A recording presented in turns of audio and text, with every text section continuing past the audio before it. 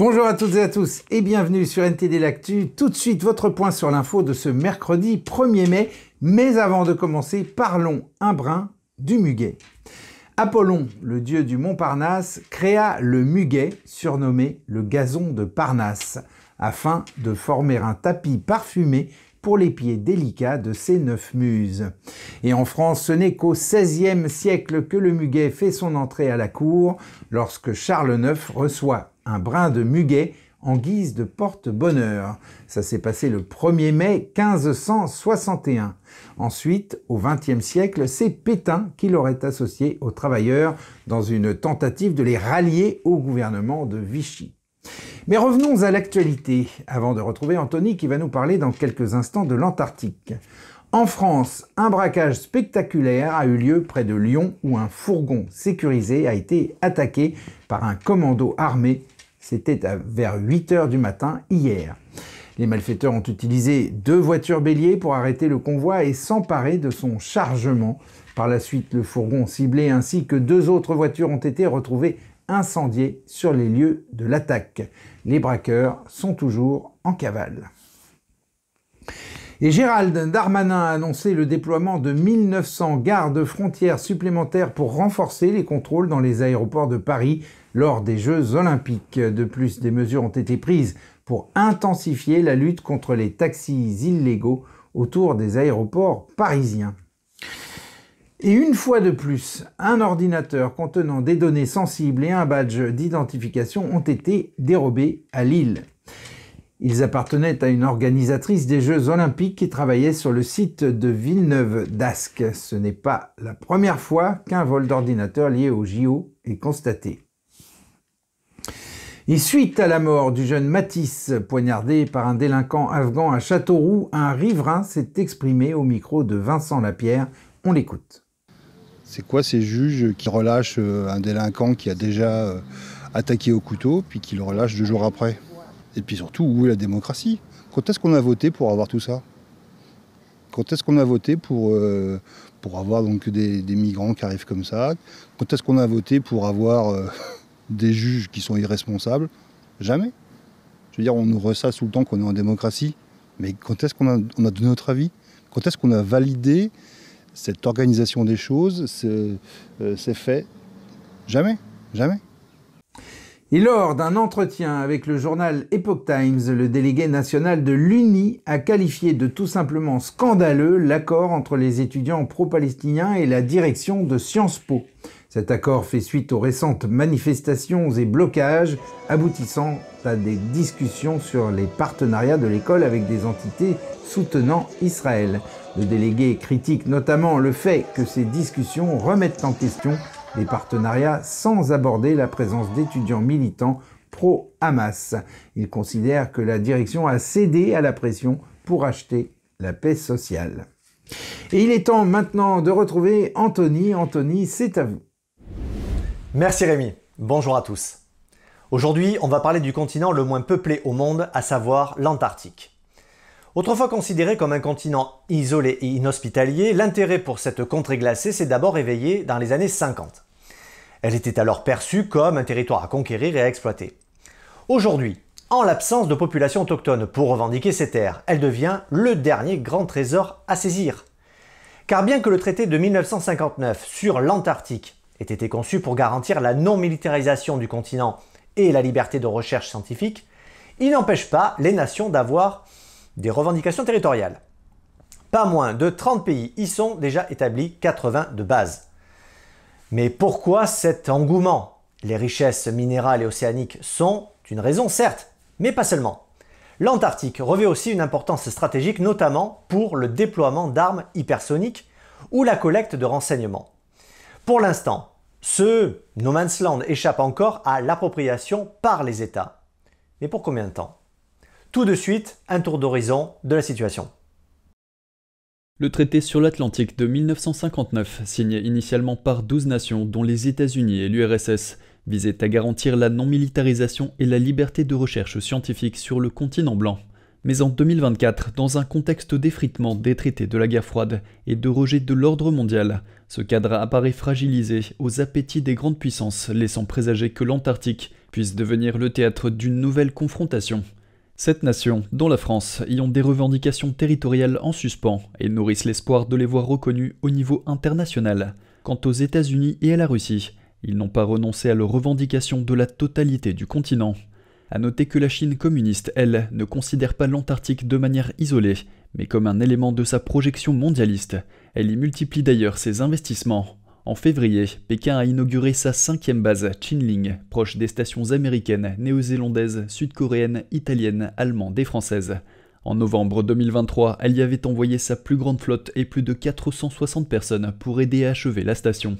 Elle s'implante aussi de manière agressive dans la région en développant ses capacités polaires et spatiales en Amérique du Sud, avec notamment la station Espacio Lejano en Argentine. Craignant une utilisation militaire non pacifique, le nouveau président argentin Javier Milei aurait tenu à garantir l'accès de l'Argentine à cette base, jusqu'alors interdite aux fonctionnaires du pays. Le Congrès argentin a approuvé la location du terrain à la Chine pour une durée de 50 ans en février 2015, mais les travaux avaient déjà commencé en 2013 et se sont achevés en 2017. La situation en Antarctique soulève de nombreuses questions quant à l'avenir de ce continent. La Chine est confrontée à une pénurie de fonds et, en tout état de cause, à la perspective d'une remise en cause de son leadership. Alors, selon certains observateurs, l'instabilité du régime chinois pourrait déboucher sur une période de chaos. Car dans une période de transformation, la Chine pourrait bien tenter des aventures extérieures qui marqueraient la fin du cadre stratégique actuel. Le statut spécial de l'Antarctique pourrait ainsi être remis en cause. Bien sûr, la question reste ouverte, mais on peut raisonnablement s'attendre à une période tendue. Et vous, qu'en pensez-vous? Avec la montée des tensions entourant l'Antarctique, croyez-vous qu'un acteur tente de se l'accaparer? Et si oui, lequel serait d'après vous le plus susceptible de passer à l'action? Dites-le nous dans les commentaires. Rémi, c'est tout pour moi. Merci Anthony. Si vous aimez nos émissions, merci de cliquer pour vous abonner et de liker la vidéo. Ce petit geste est pour nous un grand encouragement. Merci. Et à Londres, un homme de 36 ans, armé d'un sabre japonais, a agressé plusieurs personnes au hasard. Un adolescent de 14 ans a perdu la vie et 4 autres personnes ont été blessées, dont 2 policiers. La police a réussi finalement à l'arrêter, le blessant pendant l'arrestation. Les autorités ont souligné qu'il ne semblait pas y avoir de motivation terroriste derrière l'attaque, mais l'identité de l'agresseur reste inconnue. Cependant, les enquêteurs n'ont pas encore pu l'interroger en raison de son état instable. L'affaire reste donc à suivre. Et à New York, hier soir, la police est intervenue à l'université Columbia pour déloger des manifestants pro-palestiniens qui s'étaient barricadés dans un bâtiment. Des centaines de policiers en tenue anti-émeute ont évacué l'ensemble des manifestants du campus. Des interpellations ont été observées, certains pourraient être condamnés pour plusieurs délits. Nous vous tiendrons bien évidemment au courant de l'évolution de la situation. Et en Géorgie, à Tbilissi, la capitale de la Géorgie, la police a violemment réprimé des manifestants opposés à un projet de loi sur l'influence étrangère qu'ils considèrent comme un projet de loi liberticide. Les manifestants ont été dispersés par des policiers anti-émeutes. Ce projet, critiqué pour sa ressemblance avec la loi russe sur les agents étrangers, suscite des inquiétudes en termes de respect des droits fondamentaux. Ce genre de loi peut facilement être utilisé pour réduire les opposants au silence. Et on passe tout de suite aux actualités Chine avec Vladia. Vladia, c'est à vous, on vous écoute. Bonjour à tous, merci Rémi. Tesla est-elle en train d'améliorer ses affaires avec la Chine? Elon Musk s'est rendu en Chine récemment. Il a rencontré de hauts responsables chinois. Musk aurait eu 2 grandes demandes. D'une part, l'autorisation de déployer son logiciel de conduite autonome en Chine. Et deuxièmement, le transfert à l'étranger des données collectées par les voitures Tesla en Chine. Les autorités chinoises ont levé une restriction pour Tesla à la suite de sa visite. Les voitures Tesla devraient être autorisées à proximité des zones sensibles, telles que les installations gouvernementales et militaires. La Chine a également annoncé que Tesla et 5 autres entreprises chinoises de véhicules électriques avaient satisfait aux exigences chinoises en matière de sécurité des données. Certains experts ont déclaré au Washington Post qu'il s'agissait d'un bon signe, car la sécurité des données a été l'un des principaux obstacles rencontrés par Tesla en Chine. Pékin a gardé un œil sur les véhicules Tesla. Il leur a été interdit d'entrer dans certains lieux sensibles, comme les enceintes militaires et gouvernementales, ainsi que dans certains aéroports et gares. En outre, toutes les données collectées par les voitures Tesla en Chine ont été stockées en Chine. Le régime chinois n'autorise pas l'entreprise à transférer ces données à l'étranger. Les actions de Tesla ont bondi de 12% lundi à la suite de la visite de Musk. La visite de Musk en Chine a eu lieu une semaine après le report d'un voyage prévu en Inde. Il a annulé une rencontre avec le Premier ministre indien, invoquant des obligations chez Tesla. La Chine est le deuxième marché de Tesla dans le monde. Son voyage en Chine intervient dans un contexte assez complexe. Une intense concurrence, la baisse des parts de marché et un ralentissement de la demande. Tesla a dû réduire ses prix en Chine pour faire face à la concurrence des véhicules électriques chinois. Pour les entreprises étrangères opérant en Chine, les craintes de vol de propriété intellectuelle demeurent. Le régime tente de reproduire le savoir-faire occidental afin de remplacer ses rivaux sur le marché. Le chef du Parti communiste chinois va se rendre en France, en Serbie et en Hongrie la semaine prochaine. Une visite qui a lieu alors que les tensions entre la Chine et l'Union européenne ne cessent de croître. Ce sera le premier voyage en Europe du dirigeant chinois depuis 5 ans. Les tensions sont en partie dues aux exportations chinoises bon marché qui inondent les marchés européens et au soutien de la Chine à la Russie alors que la guerre en Ukraine se poursuit. En ce qui concerne la visite de Xi Jinping en France, Pékin a déclaré que la Chine cherchait à renforcer la coopération avec Paris. À noter que Paris est derrière une enquête de l'Union européenne sur les véhicules électriques importés de Chine. Et Pékin a lancé une enquête sur un produit que la France exporte en Chine, le brandy. C'est tout de mon côté, merci à tous, merci Rémi, à demain.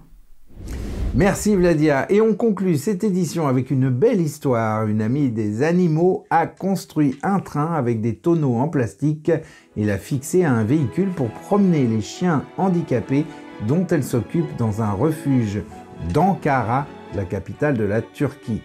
Buket Özgunlu, présidente de l'association Les Pattes qui s'accrochent à la vie, explique qu'elle emmène les chiens en balade tous les jours pour qu'ils puissent voir le monde qui les entoure et sentir la brise dans leur fourrure. Elle explique que l'idée lui est venue lorsqu'elle a fait faire des trajets en voiture à son père, paralysé, pour qu'il ne reste pas coincé à la maison toute la journée. Özgunlu et d'autres employés du refuge ont peint le train de fortune avec des couleurs vives et prévoient d'y ajouter une bâche pour donner de l'ombre aux chiens. La jeune femme dit que ceux qui sont handicapés sont plus traumatisés et qu'ils ressentent des émotions d'une intensité différente. Özgunlu explique que le refuge s'occupe actuellement de 560 animaux, dont 300 sont handicapés, tous sauvés de la rue où ils étaient souvent maltraités ou blessés.